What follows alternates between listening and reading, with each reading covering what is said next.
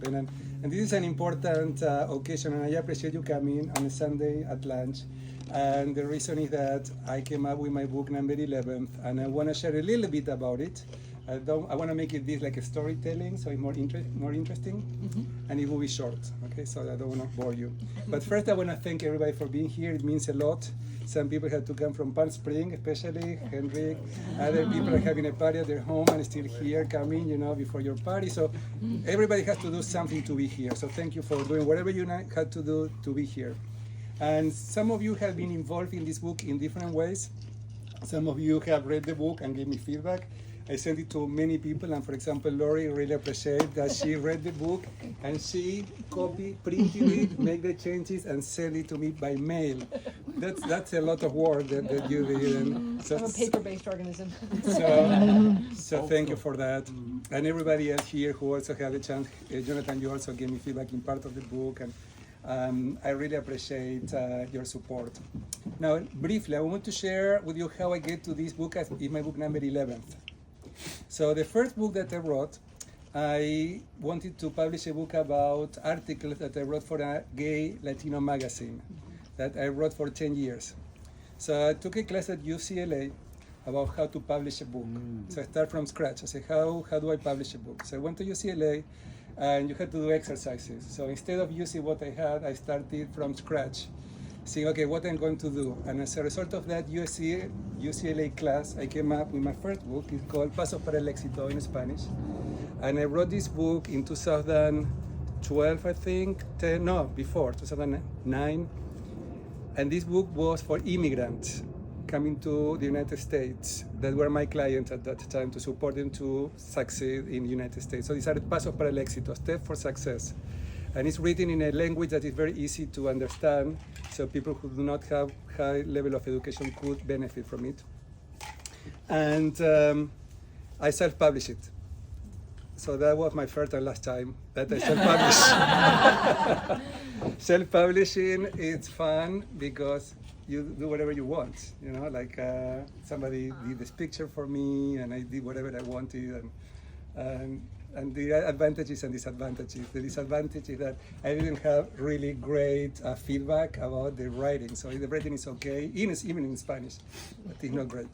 Okay, move forward, and I have a colleague of mine who said, Damian, there is nothing in Spanish for coaches in Latin America and Spain. Nobody knows ICF. Why? ICF is International Coaching Federation. There is a need to write a book. Let's write a book together. I said, okay, let's do it. And we started writing a book. Now, I don't know how many of you have written a book. Anybody have experience? For people who have done it, it requires a lot of discipline. So after a few weeks, he said, oh, Damian, I had a good idea, but this is not for me. So I said, no, I am going to continue. I am going to write this book. And I was thinking, who can help me? Who I can partner with? So I partnered with my mother. So I asked my mother, would you help me? Would you write this with me? Because she had already published articles and magazines. So she said, yes, we will do this together. So we did, and we wrote this book. This is called Coaching Competencies. And this book was a bestseller because there was nothing in Spanish around ICF core competencies. So all of the coaching schools in Latin America and Spain were using this book. So I got better known there than in the United States, even though I was living here, but because of this book really opened up a lot of opportunities for me. So that was the first book in Spanish on coaching competencies, aligned with International Coach Federation. And then the book was translated, and we include another colleague of us, Pat Matthew, who helped us to translate the book and publish the book. So this is the book in English. And this also was really really a success. A lot of people got it and used it. I use it for my training. Many of you know this book. There are several people here who are graduates from my programs. So if you're a graduate from my program, not at the beginning, like Sunny, who was in my first ever program, and the book was not there yet. How many years ago, Sunny? You remember? 2012? 2010. 2010. And unfortunately, Belinda Tato was supposed to be here as a colleague of mine. She was not able to be here because she's sick. But I wanted to recognize her because she was the one who, at the Center for Nonprofit Management in Los Angeles, helped me to have the first class ever. Okay, so that's the story of this book that many of you know. And then with my mom, I said, okay, let's write another book. What should we do? And at that time, there was not a lot about mentor coaching. So I think half of you who are coaches know what is mentor coaching. It's about providing feedback to people who are trained as coaches. So it's about feedback. It's about watching sessions and providing feedback. So we wrote this book called Mentor Coaching in Action to train mentor coaches, to train people to do the job of providing feedback when ICF didn't have anything yet. So we were a little bit ahead of the curve. And now, this year, there are new competencies for mentor coaches, but this is more than 10 years old. And then I started training supervisors. We have some supervisors here who went through my supervision program for the supervisor. So I wrote this book on supervision. There was nothing in Spanish. This is the first book on supervision, following the competencies and the models in the UK. There was another book, but was more about psychology, was not really following competencies. So I used this book to train supervisors in Spanish. And supervisors are the people who support coaches to keep growing and learning. So these are the coaching supervisors. So this is one of my favorite books, and I wrote this by myself, because as you can see, many of these books I wrote with other people. But this I wrote by myself, and I love this book on supervision. And then the International Coach Federation changed the competencies. There were 11, and now there are 8.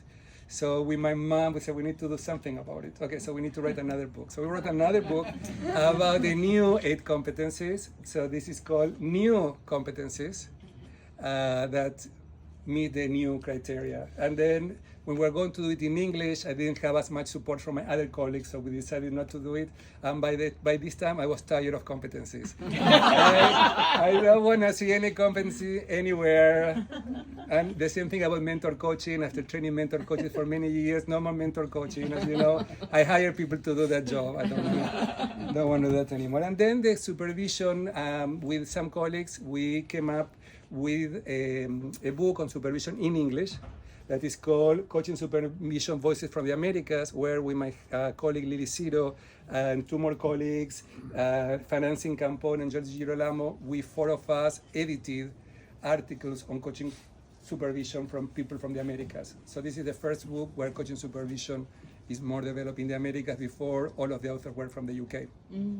We didn't do a lot of marketing for this book because this company that is called Routledge does not require that. What is good and bad? Good because you don't have anybody putting pressure on you like I have now. But bad because you don't have that pressure, maybe you don't do as much. So that's the story about this book. And then I said, what is next? I need to write something about working with leaders, my experience working with leaders worldwide for so many years. And I'm going to write a manual so other leaders can benefit from training and from a book based on my experience. So I wrote the book first in Spanish called Liderazgo para los tiempos actuales. And this book is a manual. This is the leadership training manual. So it's to train leaders with different exercises following the ICF, International Coach Federation core competencies. And these all very well. And then I open, like some of you know, I open networks and I develop networks. So I develop network for supervisors in English, and many of the people work in this book. And then I develop a network of master coaches from Latin America and Spain. And I say, let's work together, let's write a book together. So we invite all of the master coaches, are the coaches with more experience in the region. And we wrote this book called El Ser y el Hacer del Coach. We have for this 28 master coaches who collaborated and put work on teams, and my job was more to edit all of this work, but it's not as interesting as writing the book. And I said this is the last time that I do this. But I forgot that I said that. And I came up with another book with the same group, but this time in 2028 we were 36 master coaches coming with a book about creativity and coaching. And then after I wrote this book, I said no more. But this is forever, because I don't think I'm doing that. Listen, editing other people's work and putting it together is more work than doing your own thing. Yeah. But the good thing is there is collaboration and community. So all of these 36 people feel very proud of being part of a community effort. And I feel proud that I led this effort with Ana Escalante, who's a colleague of mine in Mexico. And then we come to book number 11. And this is the book that just came out that we're celebrating today. This is the version of the book in Spanish, but in English. And this book, different than the other ones, all of these other ones, was with a major publisher.